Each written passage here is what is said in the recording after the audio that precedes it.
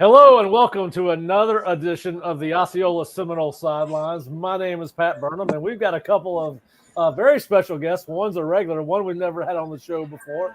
But this is now a legitimately an international YouTube television show. We've got Jerry Cutts, the Osceola owner and publisher of the Osceola, is joining me live from Dublin, Ireland.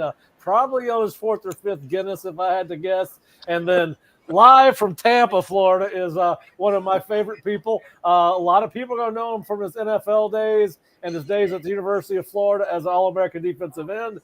I know Kevin Carter from our days at Lincoln High School. Very few, though. I was a senior. Kevin was a freshman. But football is one of those things that binds us forever, and ran into Kevin, who I call KC, as a lot of people do, watching Florida State practice. And Kevin and I have randomly kept up over the years, but football is one of those sports that keeps us together. So first of all, Kevin, thanks for joining us. Hey, thanks for having me. Good to be on with you and Jerry, man. Hey, Jerry, have a Guinness for me, okay? One of my favorite beers, so make sure you have one for KC. Jerry, Kevin, I got to ask you, did Pat ever block you in high school in practice? You know what? He framed it right, okay? He was a senior, I was a freshman.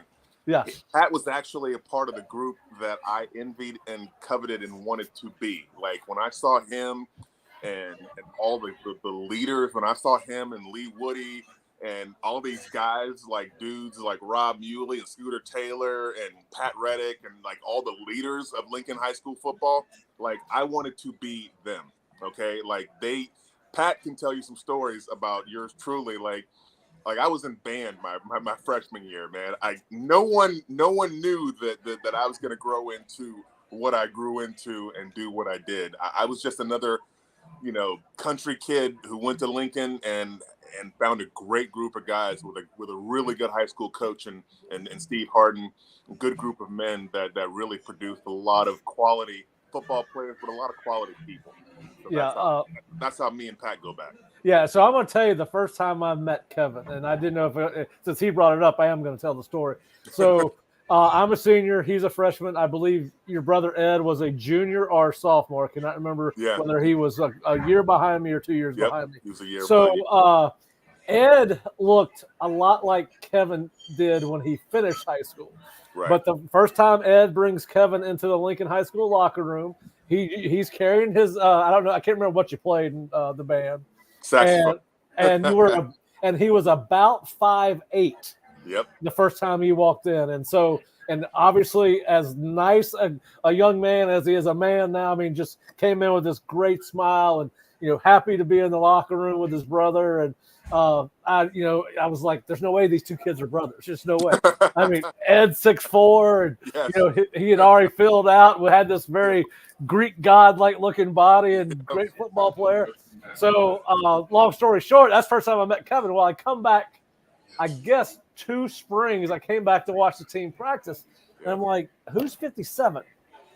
And so long story short, I saw my brother Shane ended up being a freshman when Kevin was a senior, and ended up being Kevin's the heir apparent to the middle linebacker position or the linebacker. So, and so I go to watch Shane's first varsity game, which is Kevin's last varsity game, and I've never seen a linebacker in person dominate a football game single-handedly. And then, of course, on top of all of that, my dad was like, and everybody would always call me, why is Kevin Carter not going to Florida State? What's your dad doing? Why can't he get him to come to Florida State? I'm like, Kevin does not want to stay in Tallahassee. It has nothing to do with Florida State. He wants to expand his horizon. Yeah.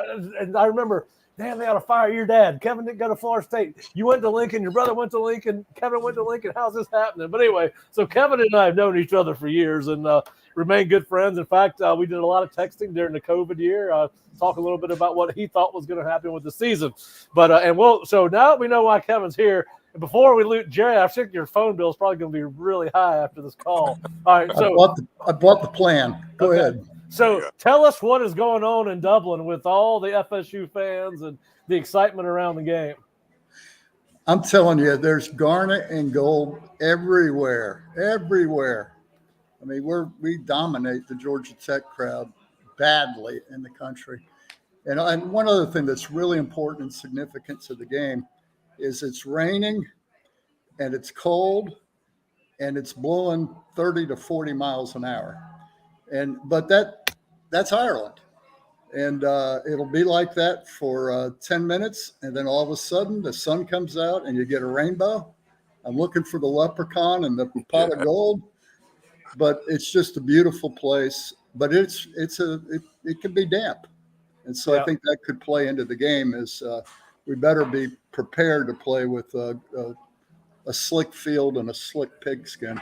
All right, so what was it? All right, obviously both teams are going to, I think, take overnight flights. I know Florida State for sure is leaving at 9 p.m. tonight. We'll land at 10 a.m. local time in Ireland. Was the adjustment hard? I mean, these kids, they're going to try to keep the kids up once they get to Ireland, take them straight to practice, try to keep them up like a normal day. What has the jet lag been like, and what has the adjustment been like? Kevin, have you ever had to do it? You know what? I've done it both ways. I've done it where we've flown in for a long trip a couple of days early, and I've flown in like the night before. And I can truly say that being there sometimes gives you an advantage because you get to acclimate to whatever weather you're dealing with, a little bit, like especially when you're going out, like being a Florida kid or playing for the Rams, you go out to the West Coast and you're out in that dry, pressure, or playing in Mile High Stadium in Denver. It gives you, if you're there for at least a day prior, it gives you a little bit of time to acclimate. But if you're not really, I think there's true advantage in just coming in and playing the game. I think you take a lot of the things, a lot of the other factors of distraction and thinking about what the weather's going to do to you or thinking about the atmosphere. You take that out of the equation of what can actually happen, and you just go treat it like a business trip. So both approaches, I think there's numbers and metrics that support both ways. But personally, bring me in and bring me out. I'm just there to do business, play the game. This is not a social call. I don't care about seeing a rainbow. I mean, Ireland is beautiful this time of the year, but you know what? Hey, you have another game next week, so we got to get back to business. Beautiful. You can say that again. That's right. Hey, that's not right. I can't have one until my show is over. That's So, bad. it's interesting, Kevin, you mentioned when you were with the Rams, because I did a story last week with Bruce Warwick, who worked with the Rams maybe after you. Just after me. Yep. But they came here several times. They did it both ways, he told me. And the NFL, as you know, they run all kinds of statistics on everything. And what they conclusively determined, whether you came early or you came last minute, is this. I know the better team always wins. Right. I knew that's what you were going to say. I should have known that. But yeah, that's true. But listen, I did notice that the FSU is doing the business-like approach because they had to be over there for 3 nights, I believe, to meet some contractual things. If I'm not mistaken, they had some appearances to make, I believe. But so they are handling it like a business trip, and they are flying out tonight, and football season's here. So, Jerry, what is how if you had to gauge in the area of Dublin you're in, or I know you were going to Galway. I'm not sure where you are right now. Are you in Galway or Dublin? I'm in Galway right now, but I'll be in Dublin in the morning. All right. So how many FSU fans are there? Oh, God, they're everywhere. I mean, I get on a tour bus and there's half the tour buses FSU. You go to some of the big sites like the Cliffs of Moher. We did that today. We actually took the ferry boat over to the Aran Islands, and I'm telling you, the waves were breaking over the ferry boat. I mean, it was rough. And Seminole fans doing the chop, go Noles. I mean, it was like a home game. We got a lot of people here. So we'll have a home field. I mean, I think, the crowd support will be great. You'll have the Marching Chiefs, 170 of them are making the trip.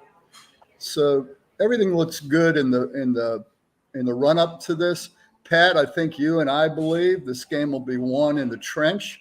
Yep. And so the elements may not I mean, if you're trying to throw the ball in this wind, it could be a factor.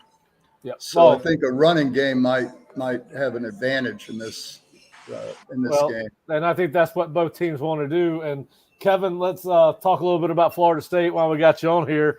Obviously, you made a sweep through the Sunshine State, watching all three in-state programs, and I wanted to get your thoughts on all three, obviously, because the other two are Florida State's fiercest rivals, and sure. I think our listeners would like to know what you thought about Florida, and I'll share some of our thoughts on Florida when we get there. But you came in to watch Florida State.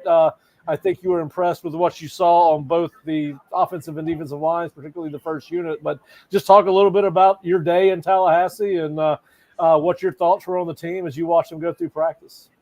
I thought overall, first thing you see is the eye test, right? You want to see dudes. You want to see guys that fill out uniforms the right way. And I know that can be overrated at times because, body types don't make players. But you want to have the necessary, size, the speed, and just what looks like raw toughness to be able to compete. You have to see tempo in practice. You have to see how the coaches glean the intensity out of the players with the tempo of practice. Okay, you can do that a couple of ways. You can have a lot of music playing. You can have a lot of distraction. You can have coaches yelling, consciously, continuously making the players aware of tempo and purpose and urgency, sense of urgency. Let's get to work. Or you can have coaches that are standing around throwing out F-bombs or, just degrading players. And, they say they're talking to you like you're going to get treated on the NFL level, but they're saying they're treating you like a man. But all they're really doing is just degrading you and using negative reinforcement to get, positive results. And so I always look for that dynamic with teams. I know there are some positions where you can't be nice, where it's not about that. Like your offensive and defensive line coaches have to be tough characters, right? And to me, an offensive and defensive line coach has to be someone that doesn't really care about coaching anything else but offensive and defensive line. So that I saw.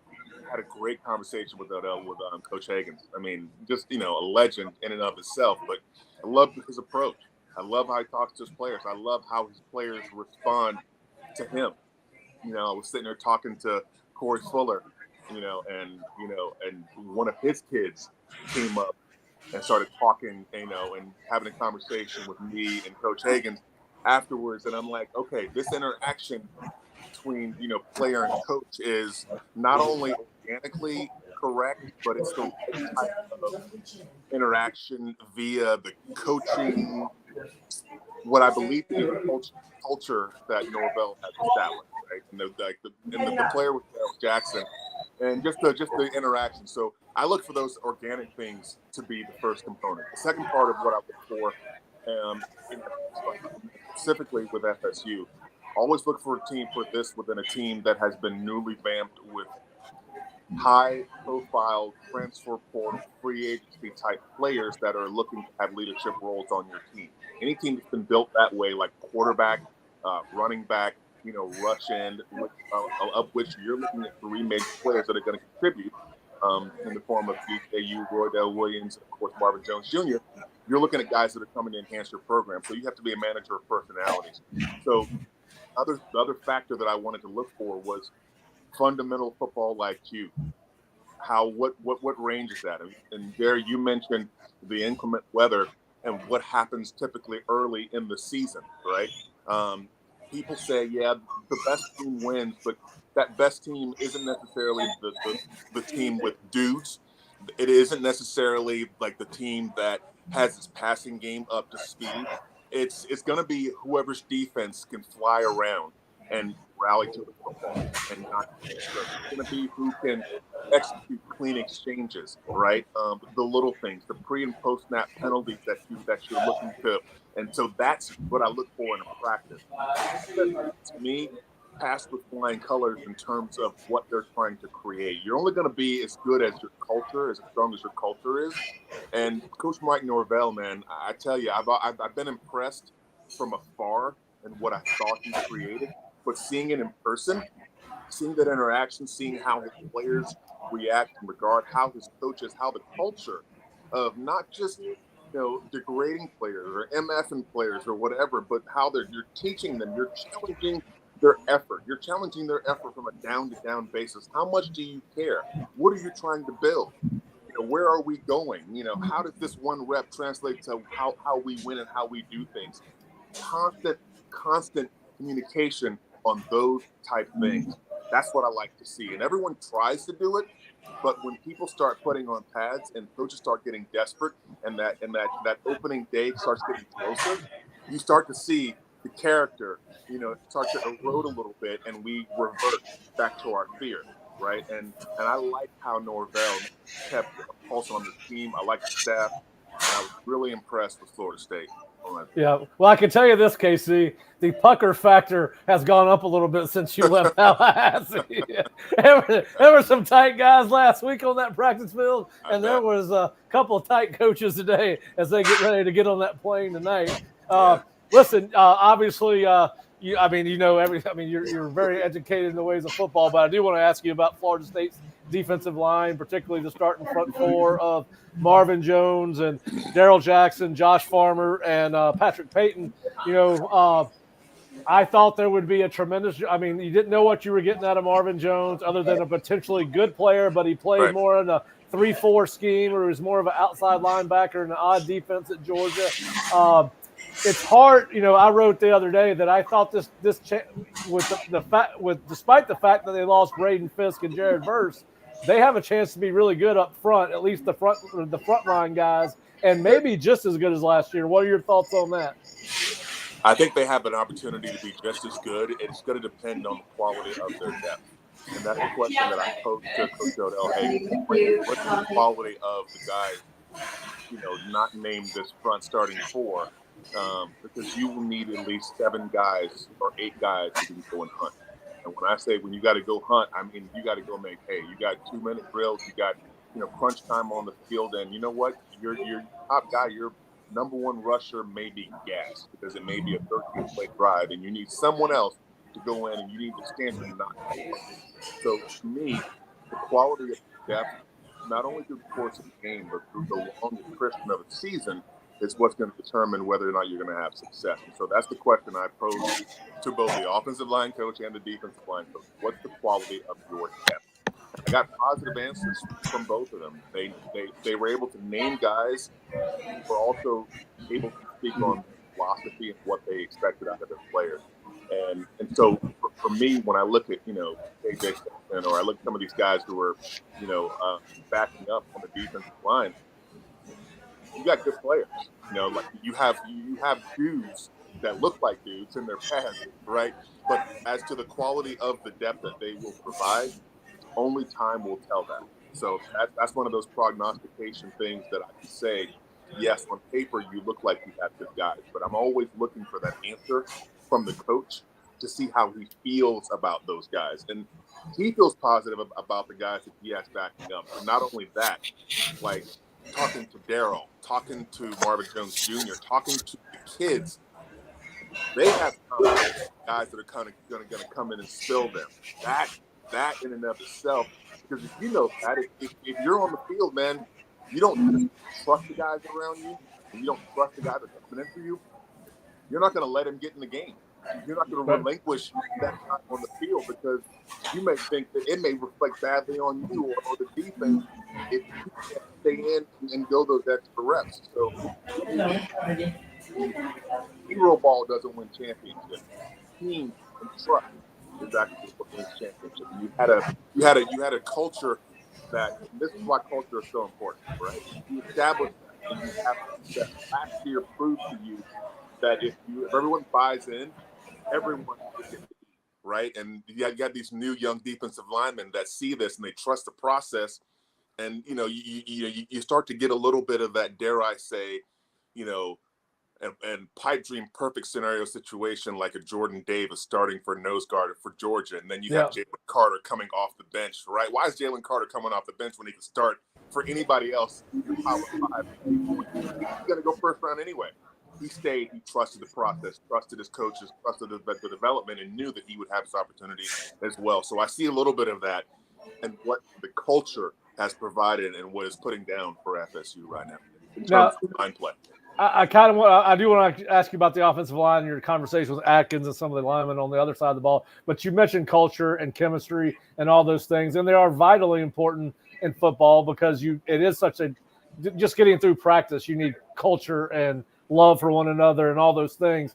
Now, Florida State's got 40 new players on this roster, and they're going into their first game. And I think there's more gray area going into a first game than there ever has been before in the portal era for every team, right? Because these guys have never played together. So just kind of expound on,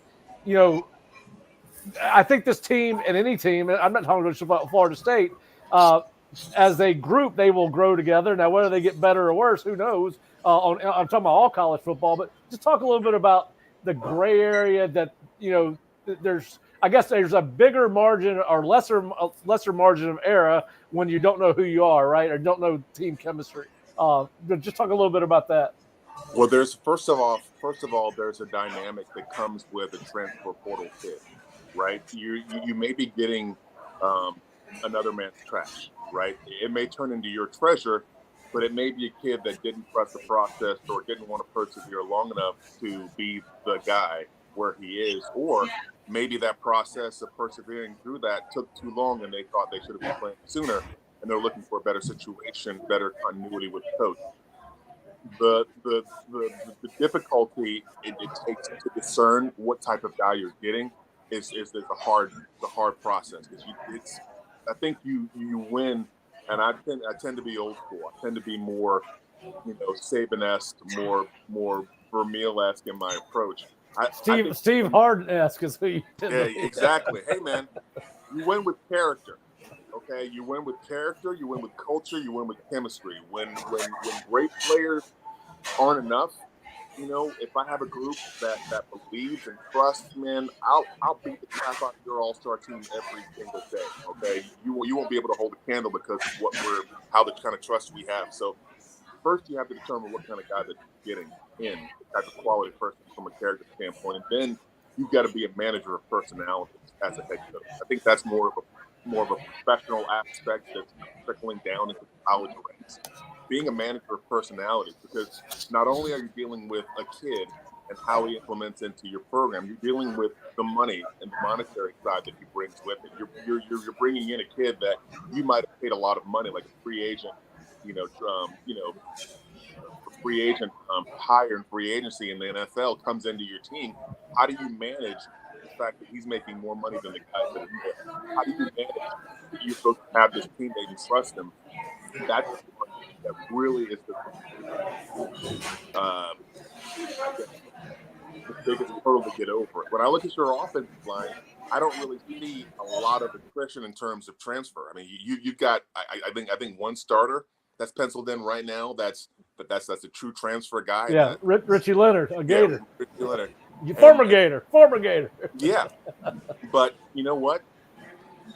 I think a lot of kids on that Florida Gator team didn't necessarily want to stick it out or trust the process because it wasn't going to get there in the time frame that they were going to be there. Right. I can truly say, from having spent time with Bill and Napier, they're doing it and building it the right way. Okay, they're doing the job. It's just going to take time, and people are impatient.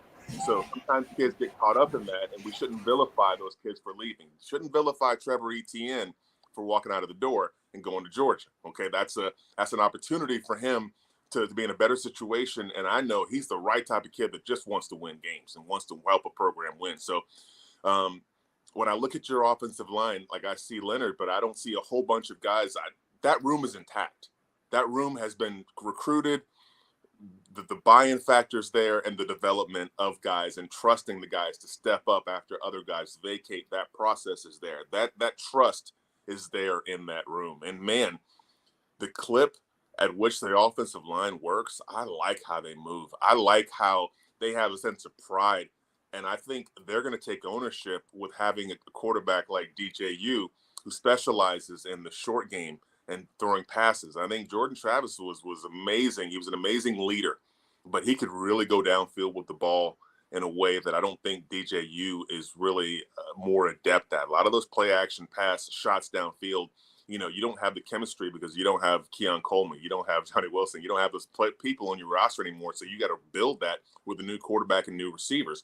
But to me, one of the things that DJU does really well that's going to really be a help or an added bonus or a feather in your cap, if you will, Roydale Williams, and the fact that DJU is a big 240-pound quarterback who was going to move the chains and keep drives going is going to wear defenses out. You're going to have to be mentally tough, and you're going to have to play that short game and sit there and get and guard against things that you don't want to necessarily have to defend with a quarterback like DJU, with an offensive line that has experience. It's not really adding a bunch of new pieces, and you got a horse in the backfield in Roydale Williams. Okay, a horse.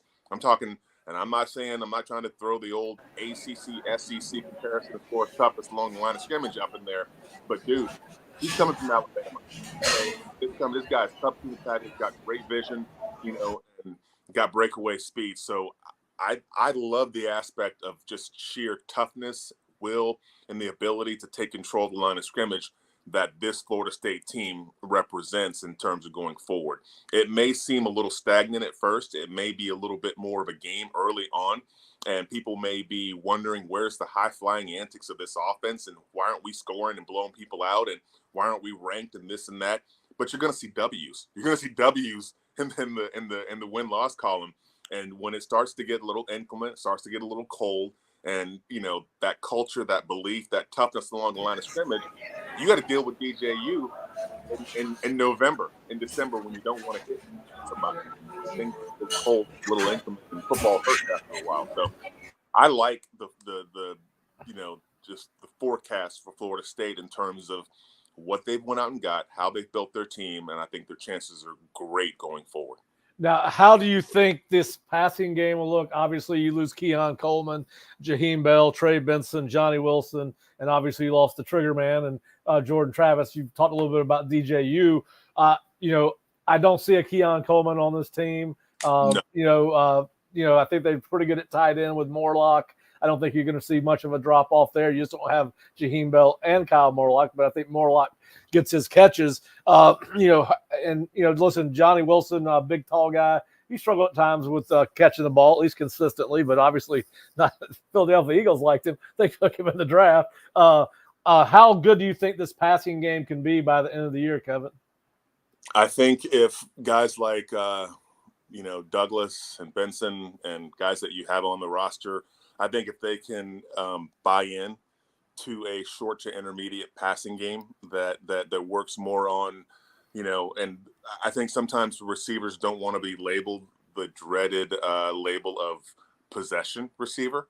But I think if they will buy into being possession guys, I think at the end of the day, they're going to have a ton of catches, a ton of yards, and maybe their yards per catch won't look like other people's initially, but I think the yards after catch and their ability to make plays in space will be accentuated because they're going to have a quarterback who is really dynamic in terms of the short to intermediate passing game. I mean, all those underneath passes, all those matriculating the ball downfield, keeping the chains moving, those 11 and 12 play drives that wear defenses out, early in the game, and then those play action shots, they come later on, right, based upon what you do when you take those shots. And I think you organically manufacture those shots and those things you do on offense. If they can buy into it, I know it's there. I mean, Norvell's prowess in terms of play calling and what you're doing on offense, you have to coach to your scheme. You have to coach to your players. You don't have Jordan Travis. You've got DJU. He's a master at the underneath passing game and, getting the tough yards, keeping the chains moving. And he's a big, strong, physical quarterback who's not afraid to run and who has excellent vision, who knows coverage. You have those things, the collective football IQ that you're facing on Saturday. These guys aren't pros, man. Okay, there's only 20 hours a week you can be out there practicing. There's not, being a high school football player trying to advance your football IQ, how much you know about the game. You're not facing Belichick's defense on Saturdays. You're not facing an Alabama or Georgia who's supremely trained every weekend. So, man, making people defend the things they don't want to defend, having to account for the quarterback in a realistic way, changes the dynamic of anybody you play against. I mean, we see this on every level of football. And if that guy has a great football IQ in terms of where to go with the football and reading coverages, man, it just makes it so much better. DJU, to me, shame on Clemson for getting rid of him. They ran him out of town. And then the next year when they had their 5-star Kate Klubnik in there, they lost 4 games before Halloween. So I went up and I talked to that young man. I talked to DJ after practice and I shook his hand and I said, I'm praying for you because they ran you out of town. And half of them should have got fired after they ran you out of town. And all you did is just kept going. And you went out and had a great career out in Oregon State. And here you are manufacturing another opportunity for yourself. God bless you. So I think it's going to do great this year. As always, I'm go Gators, but I'm go DJU. Yeah. All right. So, Jerry, raise your beer if you want to ask a question or say something, because we got some comments about background noise. So if you got something you want to say, just raise your noise beer and I'll unmute you. But Jerry and I talked a lot since Mike got here, particularly when he took over this roster in 2020 and 2021. Didn't have that you're just drinking now.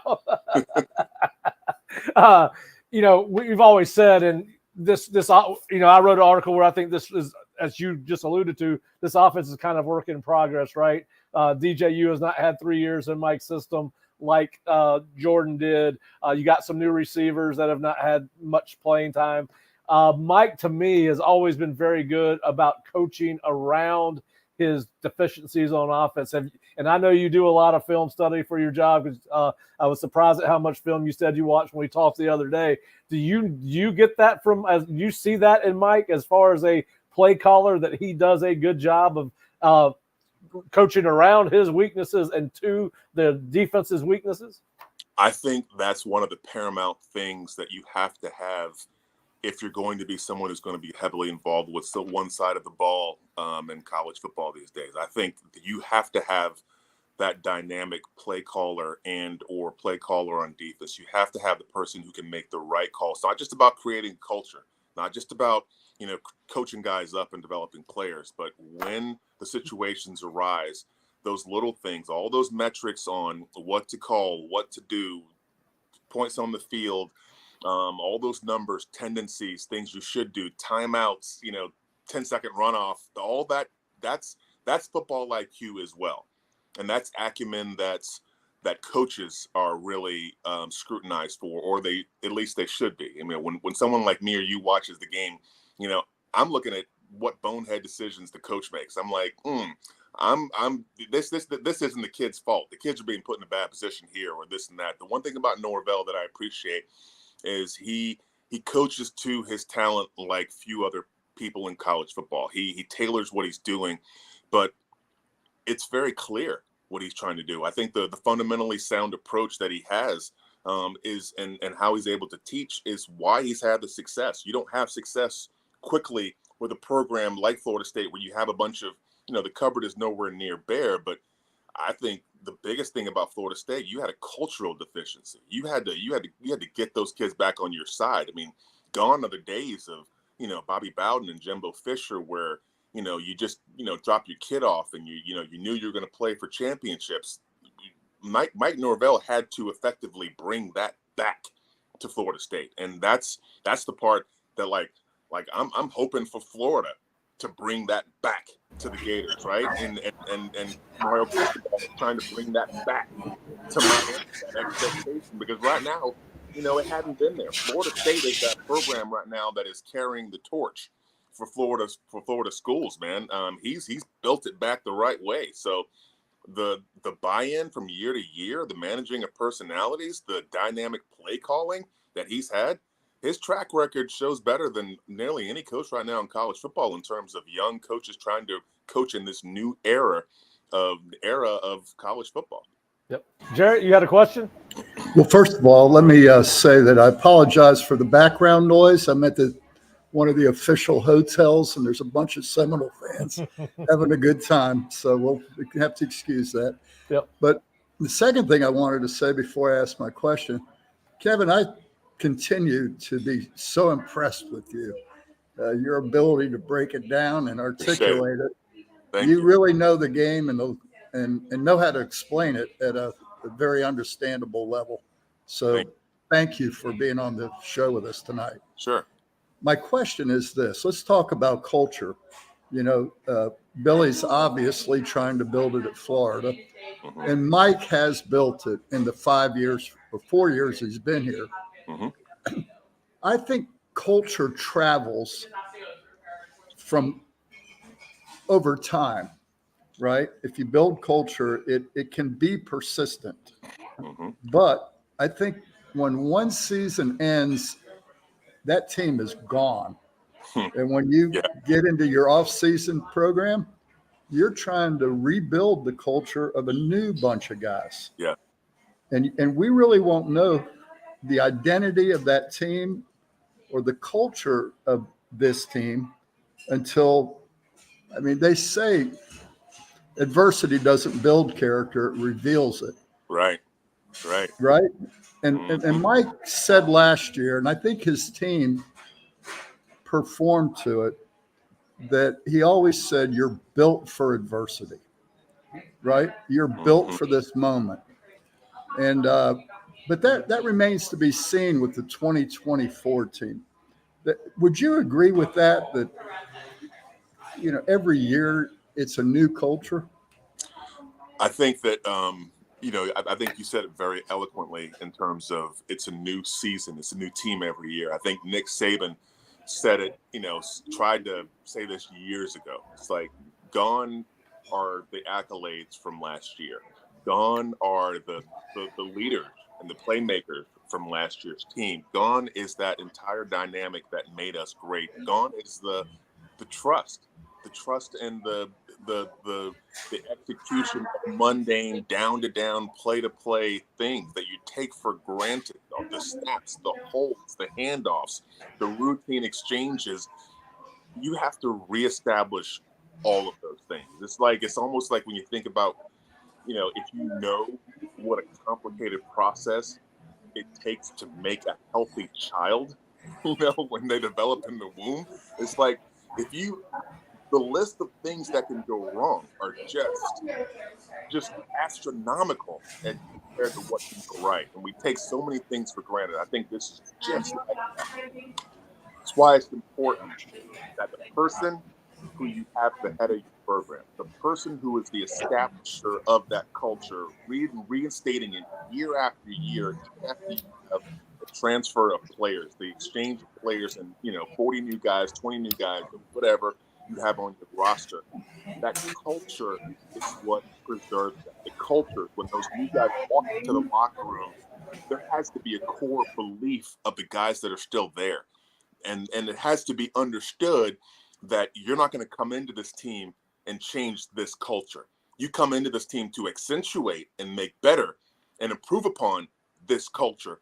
But I think that's the testament to what he's created and how powerful it is. He's had the success, and we've seen these teams get better and better. We saw Jordan Travis emerge as a leader, right? After not really being the guy. No one wanted him to be the guy, right? He didn't look like the guy, right? And what we thought in our mind, our big 4 or 5-star quarterback, strong arm should be.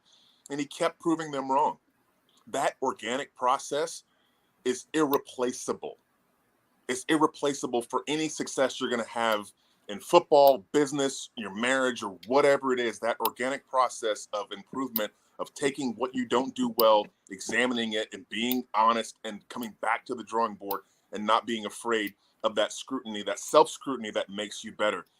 That culture's been established. And I can't speak higher to that than the selection of DJ Uiagalelei. Okay? When I talk to this, I'm glad you can say the name because right. Many rehearsals on the air. Okay. Yeah. Pronunciation is something that doesn't go over well on social media from fan bases. If you get the kid's name wrong, oh my goodness. I called Cam Rising Cameron Rising, used his full name, and the Utah fan base tore me to shreds. But anyway, with DJU, when he came in there, and when you talk to him, when you shake his hand, when you listen to him, he walked up and he says, "Mr. Carter, yes, sir. Yes, sir. Yes, sir."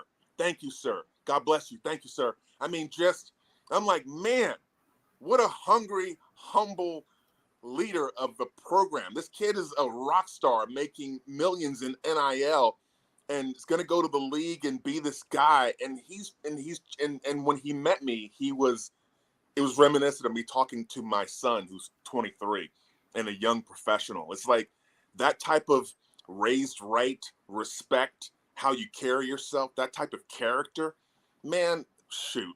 I knew who Jordan Travis was. He's the same kind of kid, right? And that's who you have leading your program. And when you have people that are the spokesperson or the face, they got to do everything right. Okay, they just can't be the guy who's the face card, and they're really a scumbag. But since they're the quarterback, everyone props them up anyway. No. It's like you want your leaders to be nerds about football. You want them to be the goody goodies who are like the hall monitors turning in people who don't do things right. Like you want the accountability to come from those guys, because if it doesn't come from those guys and it comes from some middle-aged guy like me who's saying, "Oh, you don't know what it was like, and we had this and blah blah blah." If that's the only person it comes from, if it only comes from Odell Haggins, if it only comes from Corey Fuller out there preaching and rah rah rah, if it only comes from them, it ain't real. Because guess what, man? I don't play no more. I'm not crossing those white lines in Dublin. I'm not going out there in an inclement weather. I'm not the person that wants to have my Instagram lit by highlights and things that I'm going to do or whatever. It's got to come from the players. So that's why I love going to practice. That's why I love talking to these kids. I love talking to coaches about the players and players about their coaches, because you see what comes out. And look, I can decipher and cut through all the coach speak all day, because I know what I'm asking. I know what I want. I'm listening for key words. I'm listening for a feel, and I'm looking at your reaction. And like I said, the prognostication, talking out of our butts is done. It's nearly done, right? Right.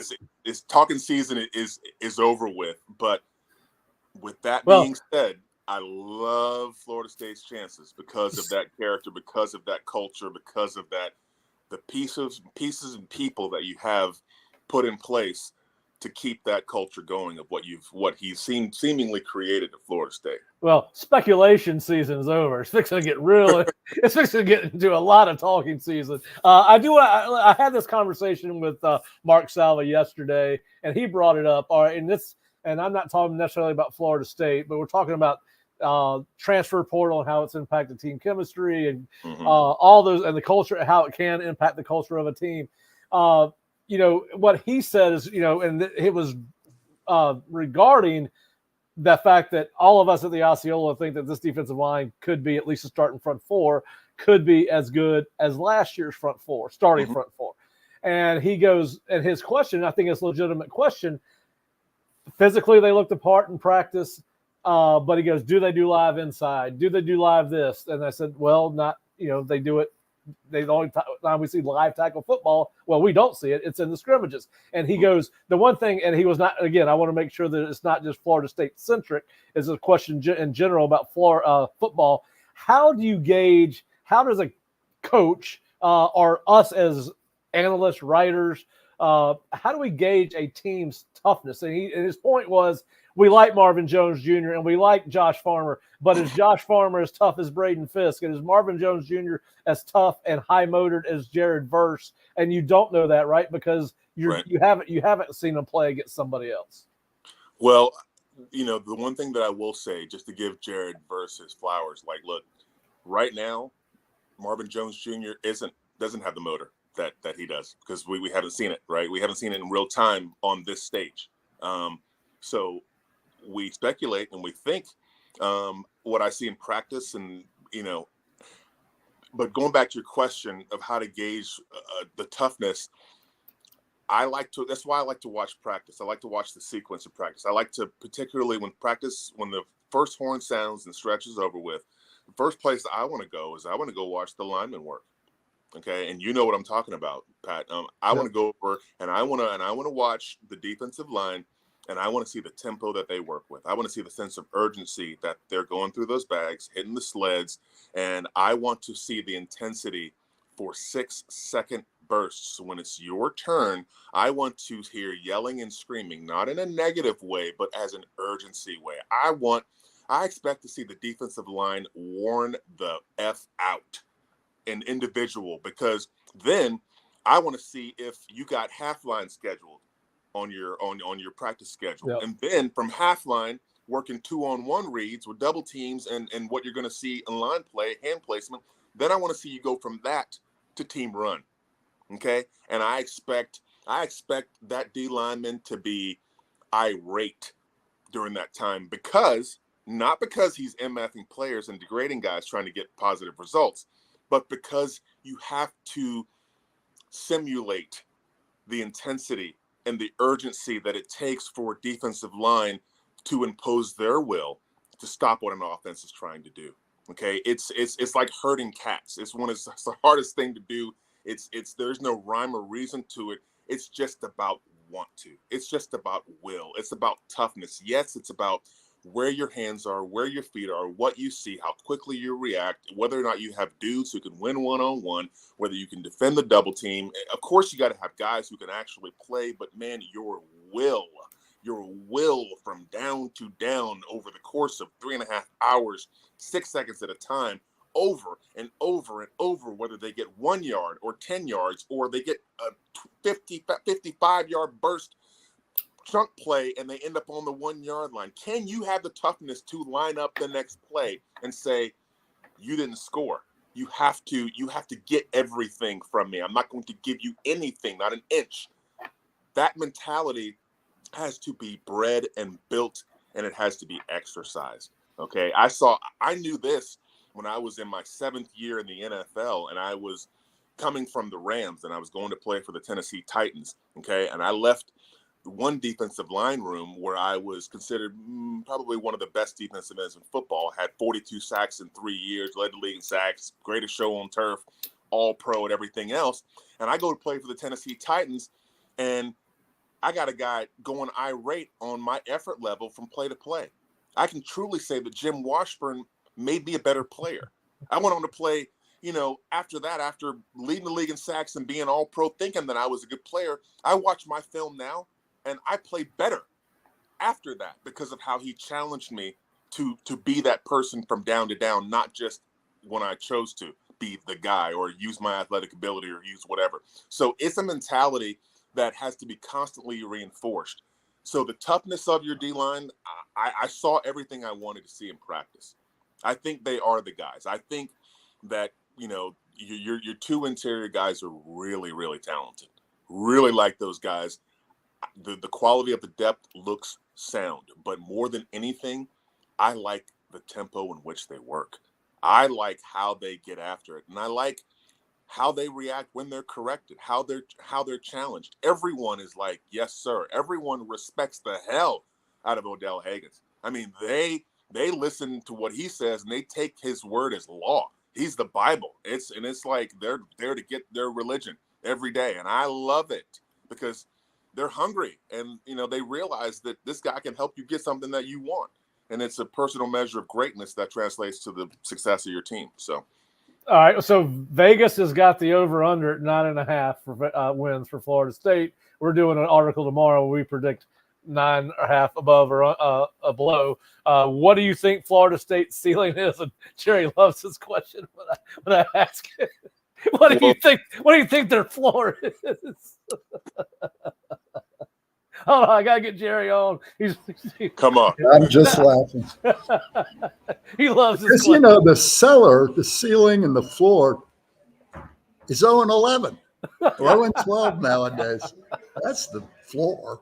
Yeah, I know. All right, no, but I mean, honestly, but no, I'm joking with you. Yeah, I know. We have a running battle on that. Yeah, Jerry said 0-12 last year.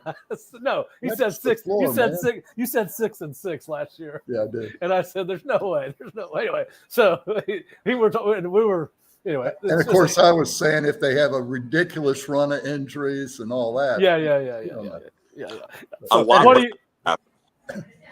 For them not to be, I think realistically speaking, I think 9 is a good number because I think it's a gauge of continuing to go in the right direction after a banner year in the program.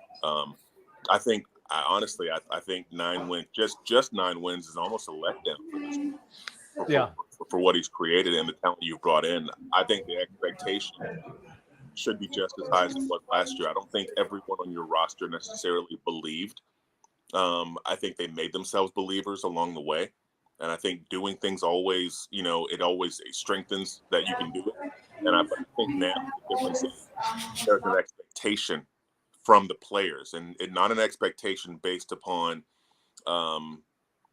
nothing that's, something that's not real. I think the expectation is built on, hey, man, we were here last year and the group of guys we were able to do something special. I still believe in this group. And that's the overall sentiment with the players, is that they themselves believe. 9 games is a letdown. Florida State should be looking to go back to the college football playoff, especially with the expanded format. They have as good a chance as any. I think there's easily 4 to 5 teams that you can say clearly aren't better than you, period. Okay. I mean, if you go by the Phil Steele guide or Street and Smith or anybody of these experts or prognosticators that rank these teams or whatever, on paper, there are teams that just aren't better than you. And I think the key in a season like that, when you're that team that's supposed to be superior to them, is don't ever let the other teams play with you. And I think that'll be a testament to, the culture that they provide and this really the standard of excellence that you set. I think if this team can do what last year's team did, they didn't always play to the level of the competition. Like they put a quality product out regardless. And I think that's what they have to do this year. So you got them going back to the ACC championship game preseason? Yes. Okay.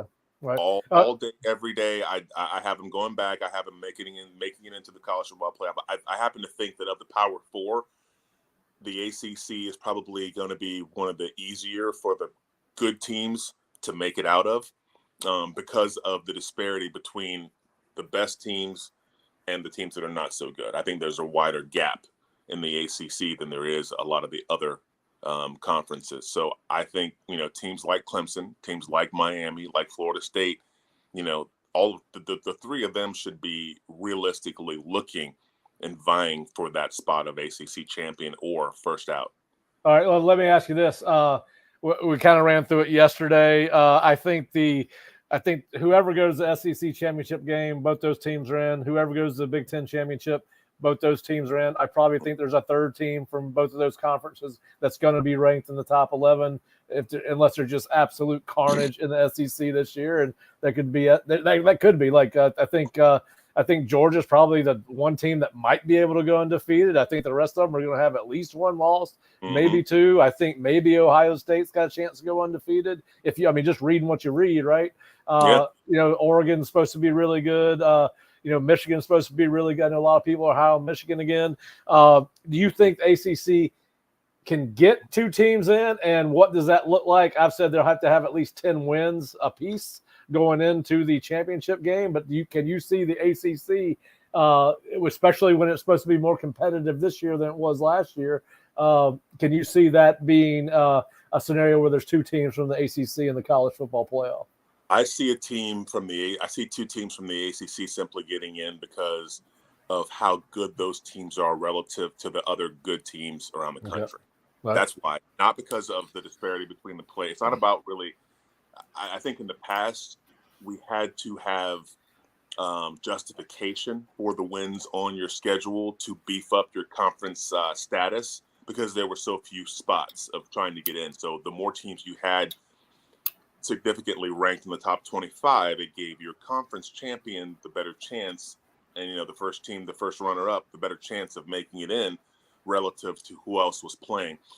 So I don't think that's the case. I think that Florida State is, like Clemson and Miami. I think they're in a group of 10 to 12 teams around the country that are just better than everyone else, and if they can play to that standard, I think at the end of the season, they'll be the ones left standing because the rankings will show what they'll show. There will be attrition in both the ACC, SEC, and Big Ten because there are big non-conference matchups, right? Yep. And sometimes those conference matchups, even if you lose them, can help you, help keep your ranking. I mean, we're in the quality losses now, yeah. Well, yeah, because LSU last year was pulling for Florida State. You know what I'm saying? to pull them along in terms of how that loss looks. And so I think that's really the key is how you stack up, I think, nationally right now. I think the thing about Florida State, the perception of them, especially if you win your games, there's you've got maybe 2 to 3 people on your schedule that should really, that may have a chance to beat you. So I think if realistic, if you can keep to that standard and you have one loss at the end of the year, there's no way that an ACC runner-up that has one loss isn't getting into the college football playoff. Well, it sounds like I need to go change my answer to the question we're going to post tomorrow, because I'm sitting alone on a boat by myself right now. But that's okay. Well, there will be the conferences, like there will be someone will get on a tear, whether it's the Big Ten or the SEC, that will have a bunch of teams that just are relevant and ranked during the meat of the season. But I think some of these teams, like your Texas A&Ms and your Ole Misses and your NC States and your Louisvilles and Virginias and your Iowas and your middle of the road teams are going to throw monkey wrenches in somebody's program. Somebody's going to derail somebody along the way. Someone's going to get beat by a quality team, a middle of the road team that just has their number on that day, because football is a long season full of attrition and injuries, and it's just going to happen. So I think, we rely upon this organic process of wins and losses to sort it out. And I think we try our best to prognosticate along the way. But for the most part, we've gotten it right. For the most part, they've done a good job. Last year was an absolute travesty. Last year, what happened to Florida State was wrong, and I said it on the air, and and of course, it just so happens now we're going to 12 teams. So, and 13 is going to be mad this year. We push the envelope, due to evolution. I think in anything in this world, but I think that told us we needed to go to more teams, because the process it wasn't working enough. Like the wins and losses, how it shook down. I don't think anybody had a problem with it until really last year. All right, so I've got a couple of more Florida State-centric questions, and then what I'd like to do, KC, if you got time, is to take a quick break. Then I want to come back and ask you a little bit about Florida and Miami, because sure. I know a couple of people who have seen 2 of those 3 teams practice, but you're the only person I know that's seen all 3 of the big 3 in Florida practice. So, all right, so obviously there's a ton of talk about conference expansion. Kyle Whittingham came out with a scenario where he thinks it's going to be one super conference between now and the next 4 years. Obviously, Florida State's got the lawsuit. Clemson's got the lawsuit with the ACC. What conference is Florida State in, and what does college football look like in 4 years from now? I was having a conversation with one Tom Luganbill, and famous Georgia Tech quarterback, as a matter of fact. And Tommy is one of those people. He's kind of like a walking almanac, and he just really knows a lot. Really, the time I worked with him at ESPN, he really impressed me. But we had a conversation probably 6 or 7 years ago about the formation of super conferences and how it would affect college football. And basically the arms race, if you will, if you're not part of one of these super conferences that has, 16 to 20 teams strong, nationwide, getting national, and the big TV deals, then your program is going to suffer. It's going to suffer because it won't be able to keep up from a monetary standpoint. It won't have the resources in place for, at the time the NIL was speculative, but now it's a reality. You won't have the structure, the marketing department, the athletic association, and the tools to really support your team's development and or evolution and growth. We said this. We said if you're not one of these teams if you're one of these teams that's left holding the bag figuratively after this crazy game of musical chairs ensues and the dust settles, then your program will get left behind. And I think right now this realignment and what we're seeing in terms of, Stanford and, UCLA, USC, all these teams from out west coming over into these, to be integrated in relevant college football. This is also about broadcast windows, right? Who sees who and what games. I mean, a lot of people don't know a lot about Oregon, right? Because Oregon plays on the West Coast and their games are late. And so that perception of those West Coast teams and not having seen them, even though they may be great teams, a lot of that's going to change, man. Like the world is shrinking in terms of, availability and how we can unite and bring people together. So with that being said, long story short, we had this conversation. I don't know about the 60-team conference, super conference. I don't know what the next logical step is, but the NCAA was not out in front of the super conference formation. They were not out in front of the NIL, and they're trying to catch up. They're trying to impose sanctions and do things that really conference commissioners have the most power right now in terms of dictating what the TV deal is going to be and how they're going to do what they do. So in my opinion, the next step logically should be getting out in front and doing something to better regulate the equity between how these teams get to a championship structure. So that's what I think. I don't know if it'll be 60, but the formation of super conferences, we knew this was going to be the place. We knew this was going to be the case going into the modern era of college football. Right now, people are aligning themselves with opportunities to make their schools the most money and the most visibility and the best coverage, so they can get the best players and make the most money and and continue what they're doing. It all begets what it begets. So like I said, I don't think there was any way we were going to get around this in terms of super conference formation, and now it's here. All right, Jerry, you got a question? No, I don't have a question, but before you break to go to the before you break for the Florida and Miami evaluation, I need to leave. The natives are getting restless. Okay. And I just wanted to say on the air, first of all, Kevin, thank you again. This is awesome. Appreciate it. I can't tell you how much I'm enjoying this. And I know our listeners are as well. But Pat, we've got a couple of events I want to just be sure people that are listening that are in Dublin are aware of. We've got the luncheon on Friday at from 1 to 3, and they can email me if I got maybe 5 seats left. They can email me at jkutz@theosceola.com if they'd like to come, and I'll communicate with them. And then we have another opportunity if they're in Dublin and they come by to the Inside Seminole Football with Jeff Culhane show is at the Temple Bar Inn. If they come at 7, I'm going to buy them a drink. And then they stick around for a little while and they can watch Culhane do his show at 8. But I just want to be sure that everybody knows Osceola's got a couple of events going on in Dublin that they're tied to something.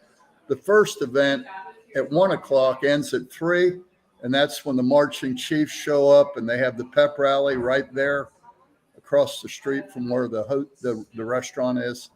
And then I paired the other event with the Florida State Seminole Inside Seminole football event. So please reach out to me if you'd like to come to either one of those. Well, hell, if I knew drinks are on you, I want to come over to Ireland. Hey, I think you can still catch a flight. And let me add, Pat, because you are in Tallahassee. Yeah. And the Osceola's got a third event right there in Tallahassee. We have a game watching party at Glory Days. And I think it was important that we took care of the people back and home. And so Pat's going to be there, Bob's going to be there, and I think Nick's going to be there. At Glory Days. Doors open at 11. It's free. And what's better than watching the Seminoles with a bunch of Seminole fans around you? Yeah. All right. So, Jerry, I'm glad you joined us. Are you going to try to join us tomorrow and give us another update, by the way, at 3 o'clock? Yeah, I will. Fish and I are Absolutely. going to do a recruiting report, so you're more than welcome to join us at 3 o'clock, and Fish and I will be talking a little bit of recruiting.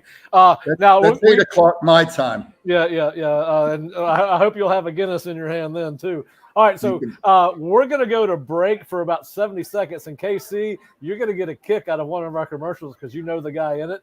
And I want to see what you think about his apparel, particularly his neckwear. But you're going to get a kick out of this because you know this guy. But we'll be right back in about 70 seconds. Jerry, you're more than welcome to stay if they don't kick you out. I got to go. All right, Jerry. Thanks, man. See you, Jerry. All right. Good to see you, Kevin. Thank you again. Yeah, of course. Yeah. Anytime. All right, KC, I'll see you on the backside of this thing, but you're going to get a kick out of the one I'm going to put in the middle. Right on. The Backshore. That stretch of fluffy sand just beyond the reach of the salty waves. The place reserved for volleyball nets, cookouts, and the air filled with fun and laughter. Celebrate the Backshore with Backshore Apparel. Grab an amazingly soft and comfy Backshore Apparel beach hoodie to keep you protected from the sun's harmful rays. Or the Backshore revamped trucker hat, a modern twist on a classic favorite. Crafted from moisture-wicking fabrics, ensuring they're lightweight and breathable. Not to mention durable with their unique floating feature. Shop now at backshoreapparel.com. And right now, FSU fans get 10% off your order with code FSU10. Finding an experienced lawyer you can trust is crucial. With over 50 years of combined litigation experience, the attorneys at Mowry Law Firm are dedicated to providing our clients with exceptional legal services, focusing on car and trucking accidents, premises liability, and wrongful death. Call 904-824-7799, MowryLaw.com. Hey Seminole fans, Alumni Hall is your ultimate FSU shopping experience and has moved to a new location off Timberlane Road in Tallahassee. Shop FSU gear from Nike, Champion, New Era, Yeti, and more. Alumni Hall has Seminole gear for the entire family, plus accessories and gifts. Spend $150 and you'll earn $10 off your next purchase with their Hall Pass rewards. Stop by their new location on Timberlane Road near REI or shop anytime online at alumnihall.com. Alumni Hall, where Seminole fans shop. All right, we are back with the second half of the Osceola Seminole Sidelines, and our special guest is Kevin Carter from CBS Sports, and more importantly, Tallahassee Lincoln High School, 3838 Trojan Trail. KC, I'm going to keep this segment short because I would love to have you back at some time, but I don't want when my text comes through to ask, golly, Pat kept me on the damn show last time for 2 hours. So, and I know you have a lot to do. All right. So I was going to finish it up. You worked with our man, DK, Danny Cannell, former Florida State quarterback, one of the all-time gaslighters on social media. Yes, that's it. Yeah. So tell us a little bit about how the Gator and the Seminole get along on CBS Sports on a Saturday afternoon in New York City. It's good television. Danny is one of my favorite people in terms of really just, a good argument. He's completely knowledgeable, knows his stuff like the back of his hand. And I love his take. I mean, obviously we're going to be diametrically opposed, not because he's a Seminole when I'm a Gator, but because he's a quarterback. Right. When you have a quarterback, they see the game differently. And I'm always pleasantly surprised and informed, and really in how much I learn when I talk to a quarterback and how they see the game. So he and I make good television together. I love his viewpoint. He is a gaslighter. I tell you, fan bases love to hate him, and rightfully so, because he asks the tough questions and he plays devil's advocate, but does a really good job. So I really enjoy working with Danny. All right. Well, let's talk a little bit about the two other in-state schools, because I know you've seen them both, and obviously there's a ton of expectation around the Miami program, as there is every year. I mean, it seems like every year they're going to have that breakthrough season. I think they've been in one ACC championship game since they've been in the conference. Obviously, we're a power in the Big East.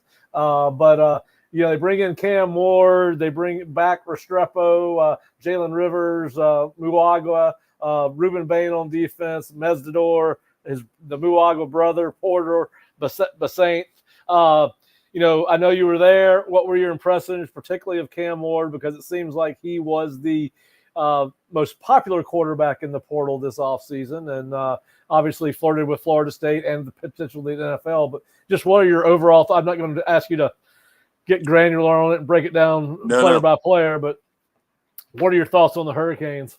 I said this at the time. I'm a big proponent of what I see in practice and kind of my overall perception of a team.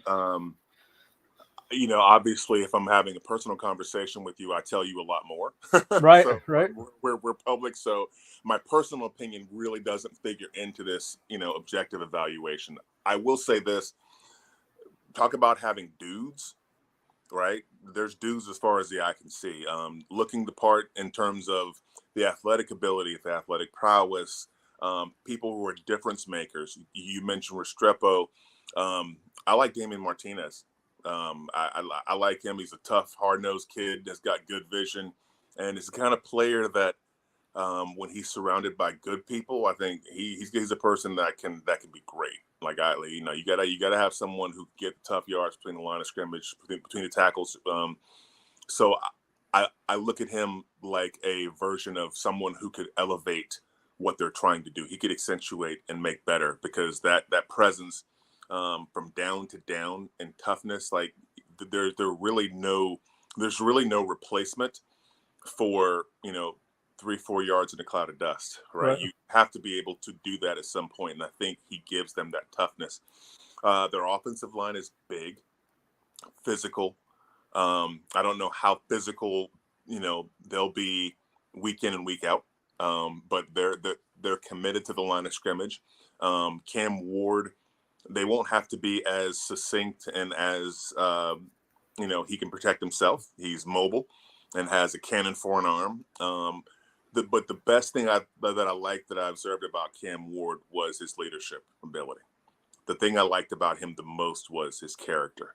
And I said this on the air, and I don't think a lot of people caught it, but we were doing our predictions and what they were saying. And the one thing I said about Miami was Miami will go as far as the rest of the team can buy in and follow Cam Ward, no matter how talented they are anywhere else. And I say that because it goes back to the character issue, the humbleness, the toughness, the responsibility of who takes the blame, so to speak, when things go well and when things go poorly.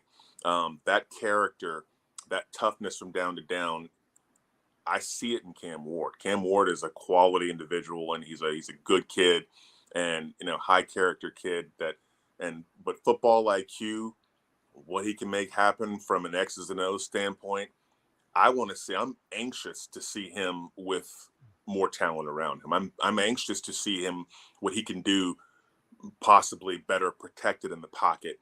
I'm anxious to see what his football acumen truly is, where his football IQ is, his ability to diagnose and hit the right receiver. He seemed to be masterful at that in terms of completion percentage, at Washington State. But is he that same person here, where the people that are trying to hurt you and kill you look like me?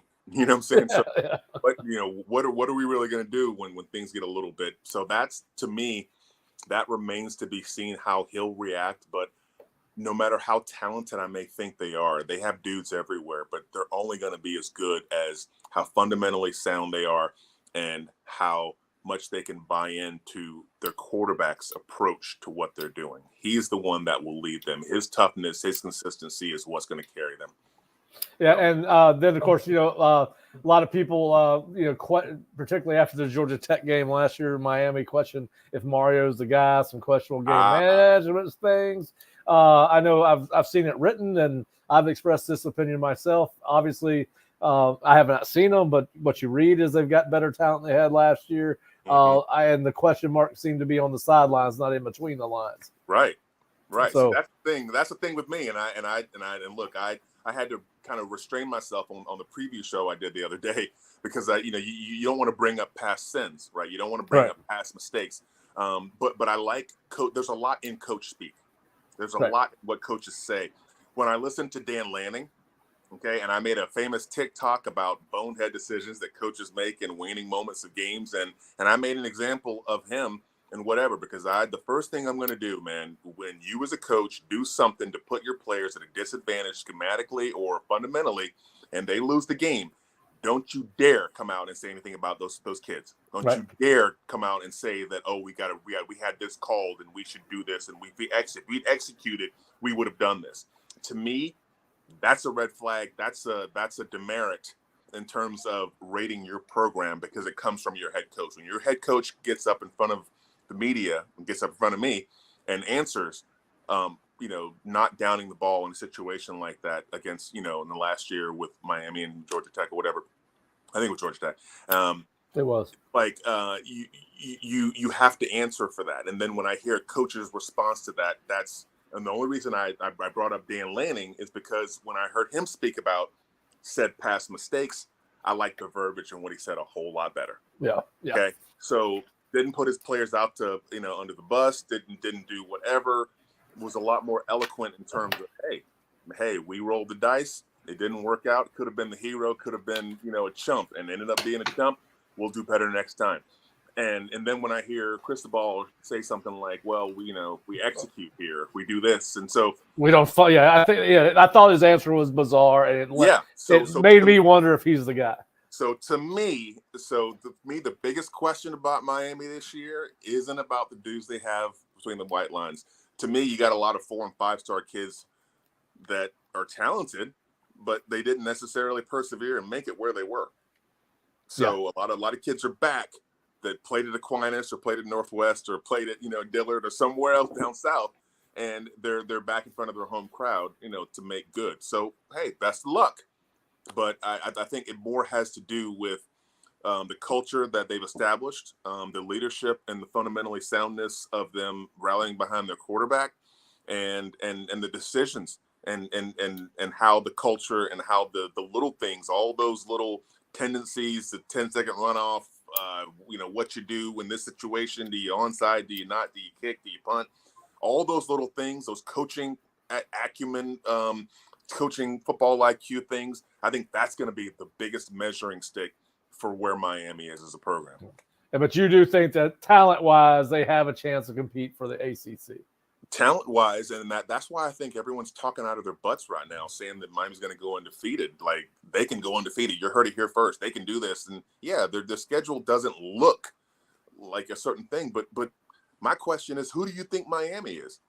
Okay? Right. What kind of confidence do you have in this head coach to win the tough game against an inferior opponent when you were just supposed to put the game away? I mean, you're going to have games like that, okay? NC State is going to play Florida State tough every year, okay? South Carolina and Florida is always going to be a game, okay? Yep. And even against, I don't care what you're talking about, there's some teams in your conference, those conference foes, that it just is the way it is. So that to me is the biggest measuring stick for Miami's program is can they be better in that regard? So yes, by talent wise, they look real good, but from a culture standpoint, I'm not going to put my stamp of approval just yet on the Miami Hurricanes. Yeah, I've got two buddies that I coach with at USF that are Miami grads, and I'm convinced that Miami people, whoever they are, past players, current fans, they live between 1984 and 1991. Yeah, I'm pretty sure that's why people are given their 13-0, 12-0 prediction and all that. All right, so let's move up a little bit north to the middle of the state and Gainesville, Florida. And you and I talked a little bit at Florida State's practice. I think, listen, they've got a tough schedule. Everybody in the SEC's got a tough schedule. Yeah. I think there's been too much negativity and I'm not going to say negative. I don't believe that this is we got people saying, oh, they're going to fire Billy by week 3, 4. They're going to be 2-10, 4-8. I don't know. Listen, it's Florida. They've got guys. And Miami got credit for having all these great transfers, but if you look at the Rivals portal rankings, the average ranking per player, Florida got a better player than Miami. Yeah. In the portal, if you took if the Rivals rankings are right, and a little bit behind Florida State. Mm-hmm. I think Florida may surprise some people in reason, right? I don't think that they're going to be a 4-8 football team. What do you think about Florida? They're definitely not a 4-8 football team. The level of what Billy Napier is trying to create, just on a bare bones organic level, speaks to more success than just that.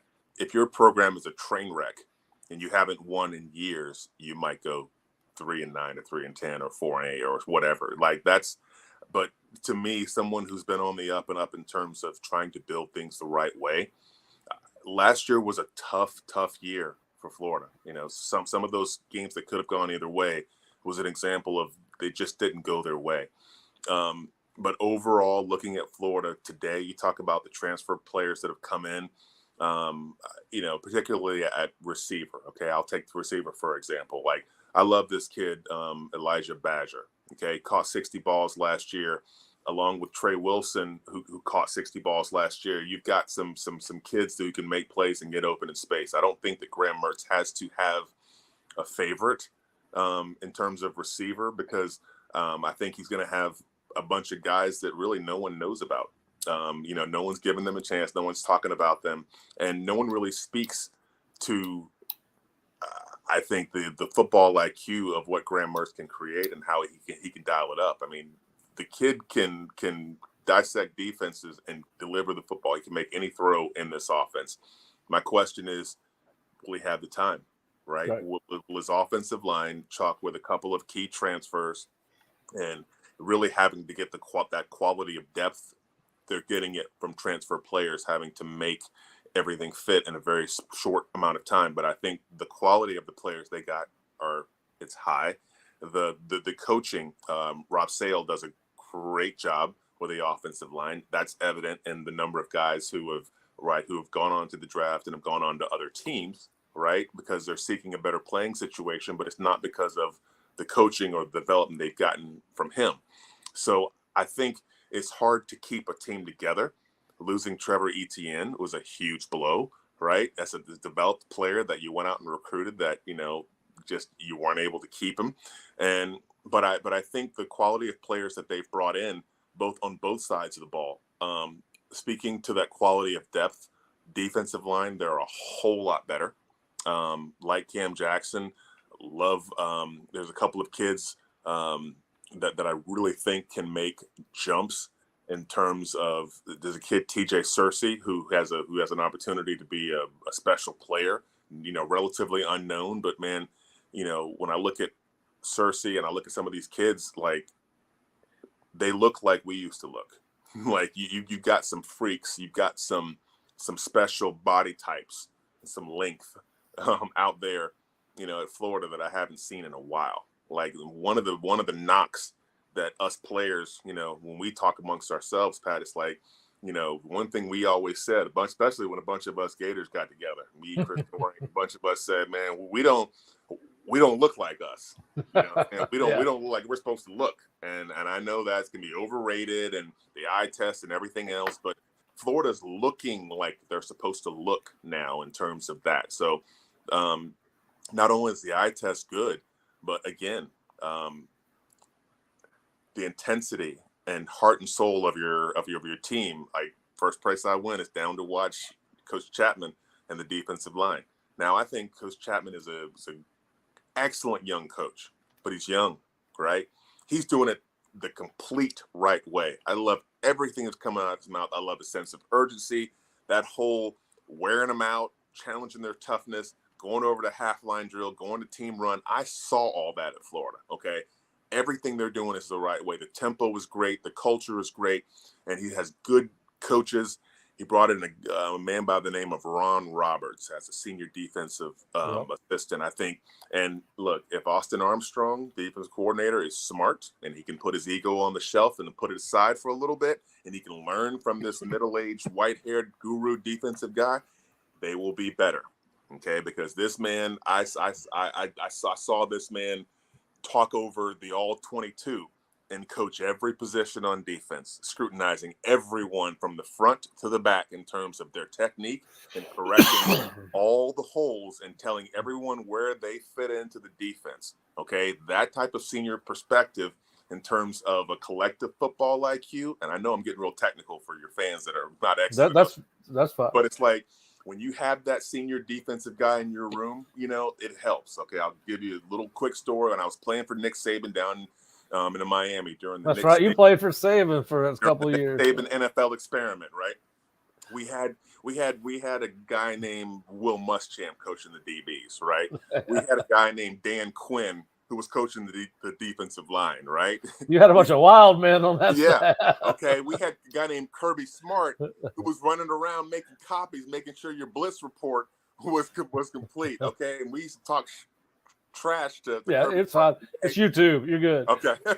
We talk shit to Kirby every day and say, man, when you're a big time head coach, don't act like you don't know me. Don't act like you don't remember when your ass was going to make, copies. Yeah. Report. And so my only thing in saying that is you have a good collection of young coaches, right? But you know who ran the defense that year? You know who was a senior voice in that room who did the all-22? It's a guy named Dom Capers. Yep. Okay. So when you have that senior perspective on a room that can bring balance, who can bring that's something that Florida hasn't had. Okay. That element of the Nick Saban coaching rehabilitation clinic, where if you get fired from one program, guess what? Nick Saban's bringing you as an analyst. Kirby Smart does that now. Okay, he's plucking every expertise from every area. So it's nice to see the advancement in the program and the culture that is Florida, because I have a personal vested interest. I want them to be good, but I know what it takes to win. And for a long time, you didn't have a lot of these elements that really are indicative of championship winning programs. And I've seen that at Florida State in the last 5 years, seen what Norvell's been creating, seen who he has, the dudes he has just walking around there. There's a lot of character, a lot of wisdom, a lot of heart, a lot of knowing how to do it, a lot of, the ability to really translate that to young people. Didn't see that at Florida, seeing that at Florida now. Yeah.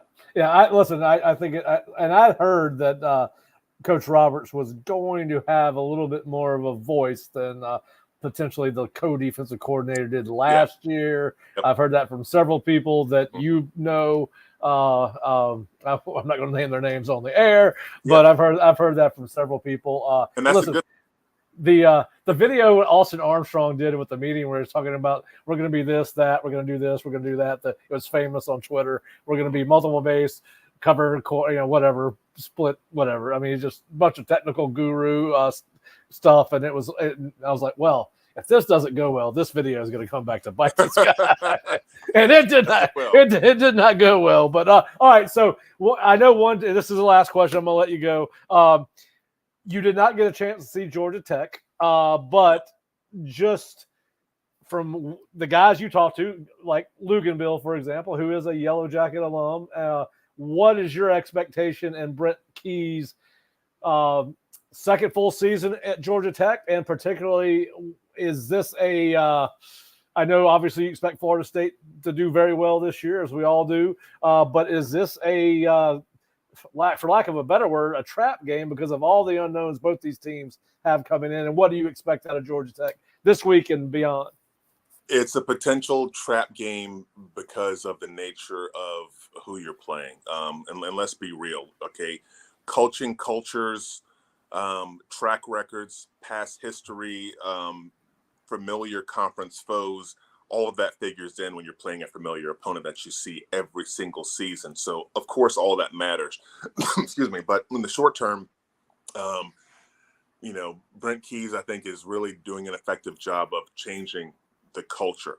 And I think it starts with the development of a quarterback, right? Yep. Do you have a quarterback? Can you bring a quarterback along? Because this is a quarterback-driven game now. And I think Haynes King really gives them a better dude back there.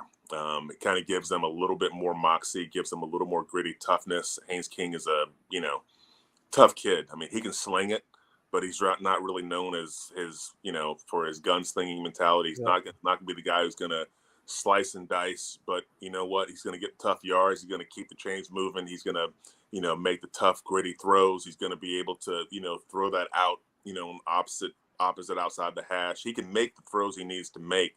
But I think how they're using him and how they're going to nickel and dime and trick play and pull everything out. And they're going to be the team that's going to fake punt, I think the identity of Georgia Tech, knowing that they're not only fighting track record, they're fighting culture, but they're also fighting the fact that they're Georgia Tech, right? Yeah. They're fighting that they're fighting brand as well. So Yep. going around, walking around, and seeing the number of dudes, it isn't the same. You know, Right. they're not going to look the same. They're not going to have the number of just, on paper quality football players in terms of ability and stars by their name as other people. So to make up for those, you got to do it with culture, pace of play, your attention to detail, and I think pace of what they're trying to create. And to me, this is a trap game because it's game one. This is a trap game because no one's executed any routine handoffs or extra point holds, kicks, kickoffs.